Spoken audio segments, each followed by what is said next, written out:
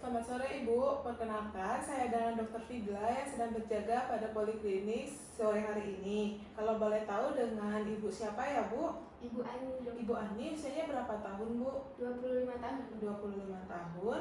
Kalau boleh tahu untuk pekerjaannya apa ya Bu? Wira swasta, dok. Wira swasta. Jadi datang ke sini ada keperluan apa Bu yang mungkin bisa saya bantu? Saya ingin masang KB, dok. Masang KB ya Bu. Mungkin di sini terlebih dahulu saya sebutkan macam-macam ataupun tipe-tipe KB-nya ya Bu. Jadi di KB ini ada dua Bu, ada AKDR dan juga AKBR. Untuk AKDR itu alat kontrasepsi di dalam rahim ataupun kalau AKBK alat kontrasepsi di bawah kulit. Nah, perbedaannya itu kalau untuk yang AKDR itu biasanya disebut juga sebagai spiral atau IUD, terbuat dari plastik yang lentur, terus mempunyai lilitan tembaga yang dimasukkan melalui vagina dan ada benangnya. Nah, untuk cara kerjanya itu, dia itu bisa menurunkan motilitas dari sperma dan juga mencegah sperma mencapai tuba untuk membuahi telur. Kalau untuk keuntungannya sendiri, untuk IUD atau spiral itu dia itu mempunyai efektivitas yang tinggi, terus dia itu tuh cepat berfungsi segera setelah pemasangan dan juga untuk metode jangka panjang. Biasanya tahan sampai 10 tahun dan juga tidak punya kepatuhan khusus Bu, tidak mempengaruhi hubungan seksual dan juga tidak ada efek samping dari hormonal ibu. Tetapi untuk kerugiannya atau kekurangan dari pemasangan spiral ini itu dapat mempengaruhi dari siklus haid ibu, terus juga bisa membuat haid ibu lebih lama dan juga lebih banyak. Serta mungkin ibu akan lebih merasa lebih sedikit sakit pada saat haid. Selanjutnya kalau untuk yang AKBK atau bisa disebut sebagai KB implan, itu tuh KB yang dimasukkan ke dalam kulit. Nah, itu berisi hormon yang diselubungin atau dibungkus dengan kapsul silikon. Nah, yang berfungsi untuk mencegah kehamilan hingga beberapa tahun. Biasanya dimasukkan pada tangan yang jarang ibu gunakan. Terus juga kalau untuk cara kerjanya itu membuat lendir dari serviks ibu menjadi lebih kental. Terus juga dia itu mengganggu untuk proses pembentukan endometrium sehingga sulit terjadinya implantasi, dan juga bisa menghalangi terjadinya ovulasi dan bisa mengurangi untuk transportasi masuknya sperma ke dalam tuba ibu. Terus untuk keuntungannya ini, dia itu bisa perlindungan jangka panjang, terus juga tidak memerlukan untuk pemeriksaan dalam, juga tidak mengganggu untuk ASI ibu. Untuk pemasangan implan ini, ibu tidak perlu sering-sering datang ke klinik karena hanya perlu kembali ke klinik jika ibu ada keluhan saja. Nah, selain itu juga keuntungannya yang lainnya itu bisa mengurangi nyeri haid pada ibu, terus juga bisa mengurangi kejadian anemia dan juga mengurangi jumlah dari pendarahan haid ibu. Tetapi untuk kerugian dari pemasangan implan ini bisa merubah pola haid ibu seperti adanya pendarahan bercak dan lain-lain. Terus juga untuk pemasangannya itu mungkin ibu akan merasakan sedikit nyeri kepala atau peningkatan atau penurunan berat badan, mual, dan juga mungkin ada perubahan sedikit mood ibu. Ibu di sini ada contohnya untuk KB-nya itu. Ini yang sebelah sini ada KB implan dan juga ini yang spiral. Setelah saya sebutkan keuntungan dan juga kerugian masing-masing Bu, ibu memilih untuk menggunakan KB yang mana ya Bu? Ingin memakai KB yang implan, dok. Baik Bu, setelah itu ibu silakan untuk bersiap-siap ke bed pemeriksaan. Saya mempersiapkan alat dan juga mencuci tangan terlebih dahulu ya Bu.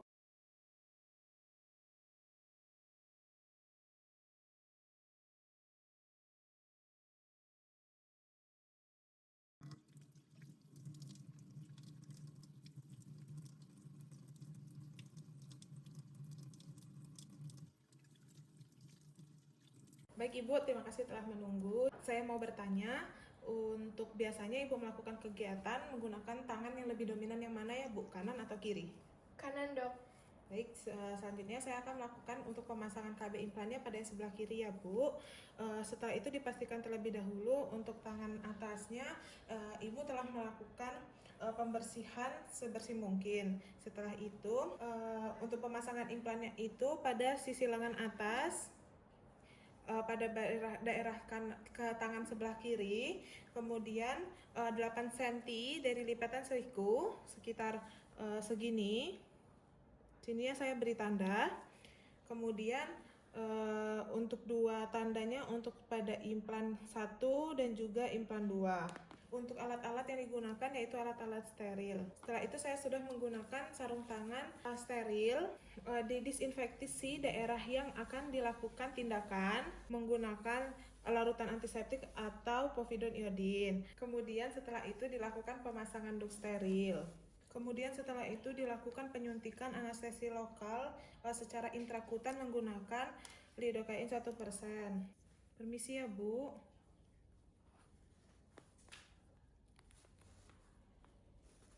Dan ditunggu beberapa saat hingga anestesinya bekerja. Apakah ini bagaimana Bu? Terasa sakit atau tidak? Sekarang Bu terasa sakit atau tidak? Oke, baik. Untuk anestesinya telah bekerja, kemudian selanjutnya saya akan menggunakan skalpel dengan sudut 45 derajat dengan membuat insisi sekitar 2 mm hingga subdermal. Permisi ya Bu. Sekitar 2 mm. Setelah diinsisi, masukkan ujung trokar dengan posisi menghadap ke atas dengan sudut 45 derajat melalui luka insisi tadi, kemudian turunkan menjadi 30 derajat.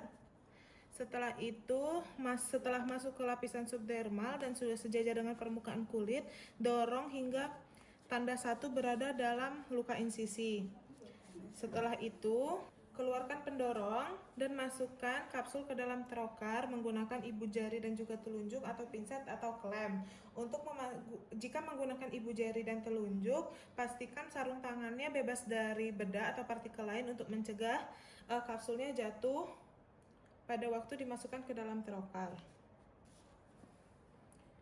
Masukkan pendorong dan dorong kapsul ke dalam trokar. Setelah itu, tahan pendorong di tempatnya, kemudian tarik trokar ke arah pangkal pendorong untuk memasukkan kapsul ke subdermal. Setelah itu, tahan kapsul pada tempatnya dan tarik trokar serta pendorong bersamaan hingga angka 2 mencapai luka insisi. Kemudian arahkan ujung trokar ke samping kapsul pertama sekitar 30 derajat. Kemudian dorong trokar seperti segitiga kebalik hingga angka 1 mencapai ke luka insisi. Kemudian setelah itu tarik pendorong keluar dan masukkan kapsul yang kedua. Setelah itu dorong lagi kapsulnya ke dalam trokar dan tarik trokar ke arah pangkal pendorong untuk menempatkan kapsul 2 di subdermal. Kemudian tahan kapsul di tempatnya dan tarik trokar serta pendorong secara bersamaan hingga keluar seluruhnya melalui luka.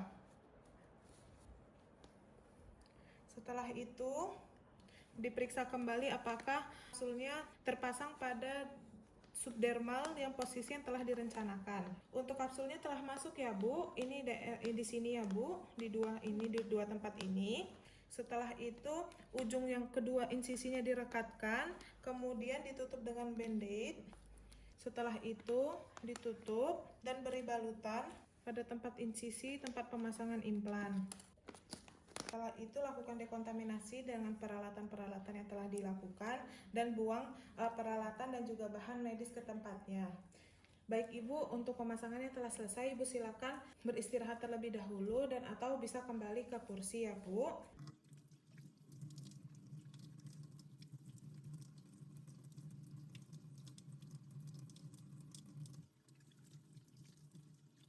Baik Ibu, untuk pemasangannya telah selesai. Untuk jangka waktu dari KB implan ini, waktunya itu maksimal sekitar 3 tahun Ibu. Jadi setelah 3 tahun Ibu harus mencopot implannya, dan jika ingin menggunakan yang baru bisa Bu. Untuk pencopotannya kalau untuk kurang dari 3 tahun juga bisa Bu. Untuk lukanya itu harus kering dan juga bersih ya Bu selama 48 jam setelah hari ini untuk mencegah terjadinya infeksi terhadap luka. Setelah waktu biusnya selesai, Ibu mungkin akan terasa sedikit perih dan pembengkakan serta adanya lebam atau kebiruan pada daerah yang lakukan pemasukan KB tersebut. Terus